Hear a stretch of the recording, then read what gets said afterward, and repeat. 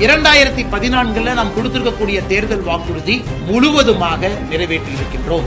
ஒன்னே ஒன்னு அதுல பாக்கி இருக்கிறது யூனிஃபார்ம் சிவில் கோட். அதற்கான மூவ்மெண்ட்டும் நம்முடைய மத்திய அரசு ஆரம்பித்திருக்கிறார். திராவிட முன்னேற்ற கழகத்தில் யாருமே தேர்தல் வாக்குறுதி எடுத்து படிங்கன்னு சொல்ல மாட்டாங்க.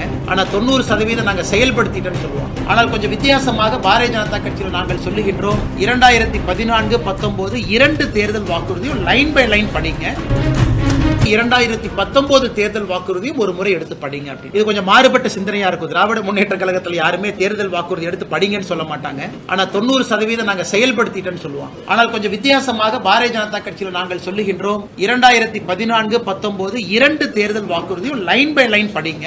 நம்ம செஞ்சிட்டோமா அப்படின்னு டிக் போட்டுட்டே வாங்க சைட்ல. 2014 செஞ்சிட்டோமா செய்யறியா? ஏன்னா நீங்கள் வாக்களித்ததற்கு உங்கள் வாக்குக்கு நம்பிக்கையாக நாங்கள் நடந்து கொண்டிருக்கின்றோம் என்பது அதுதான் முதல் சாட்சி.